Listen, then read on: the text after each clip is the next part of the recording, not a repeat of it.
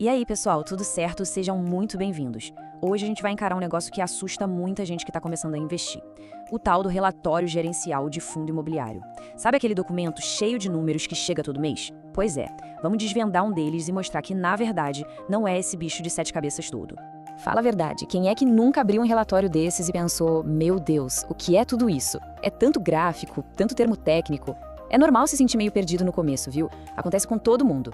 Mas a boa notícia é que hoje isso acaba. A gente preparou um verdadeiro mapa do tesouro. A ideia é que no final desta análise, todo mundo aqui consiga ler, não só este relatório, mas qualquer outro, com muito mais segurança. Bora lá então? Bom, vamos começar pelo começo, né? Um bom relatório sempre contextualiza. Antes de olhar para o fundo em si, a gente precisa entender o cenário macro. Como é que estava o clima do mercado naquela época? E dá uma olhada nisso aqui. O ano de 2025 foi excelente para os fundos imobiliários. O IFIX, que é tipo o Ibovespa dos FIIs, subiu, olha só, 21,1%. Deu um banho no CDI, que é a nossa referência da renda fixa, mesmo com a Selic lá nas alturas. E o mais legal é que o relatório não joga só o número, ele explica o porquê. Basicamente, o mercado estava otimista.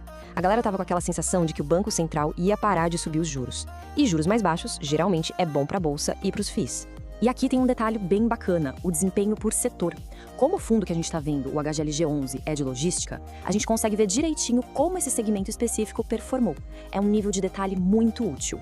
Beleza, cenário entendido. Agora sim, vamos dar um zoom e fazer um verdadeiro raio-x do fundo. Vamos checar os sinais vitais do HGLG11. Primeiro, o que esse fundo faz? Em que ele investe o nosso dinheiro? Basicamente nesses galpões gigantes, centros de distribuição, centros logísticos, são os tijolos do fundo, o patrimônio físico dele.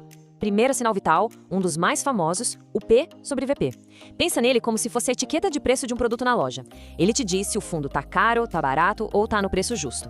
E olha só o do HGLG11, 0,95. Um PVP abaixo de 1 significa que o preço da cota na bolsa estava mais barato do que o valor dos imóveis dentro do fundo. Ou seja, era como comprar o fundo com um desconto.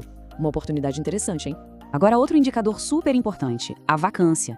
É bem intuitivo, na verdade. Vacância é o percentual de imóveis vazios, desocupados. E claro, galpão vazio não gera aluguel, né? Então, quanto menor esse número, melhor para quem investe. E a vacância do HGLG11, apenas 2,2%. Isso é baixíssimo. Mostra que os imóveis do fundo são de qualidade e têm uma procura muito alta no mercado. Estão praticamente todos alugados. Certo, os sinais vitais estão ótimos. Imóveis bons, quase tudo alugado. Mas e aí? O que a equipe de gestão, a galera que comanda o fundo, está fazendo para melhorar ainda mais? Vamos dar uma olhada no plano de jogo deles. E olha que interessante, a própria gestão usou a palavra transformador para descrever o período. E isso já diz muito, né? Eles não ficaram de braços cruzados, pelo contrário, fizeram umas jogadas bem ousadas. Para resumir a ópera, eles se juntaram com outros fundos para ficar gigantes, virando o maior do Brasil. Depois, fizeram uma emissão, ou seja, captaram mais dinheiro para comprar outros 12 imóveis. E como se não bastasse, ainda conseguiram alugar mais espaços, diminuindo a vacância. Foi uma estratégia completa.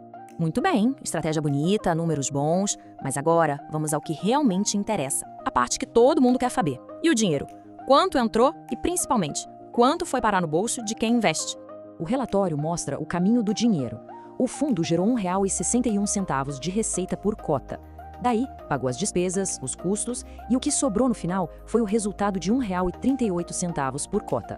E aqui está o número mágico, o dividendo, R$ 1,10 por cota. Ué, mas o resultado não foi de 1,38? Sim, essa diferença, esses 28 centavos, o fundo guardou em caixa. Isso se chama reserva e é um sinal de gestão prudente que pensa no futuro. E como eu disse, um bom relatório também dá uma espiadinha no futuro.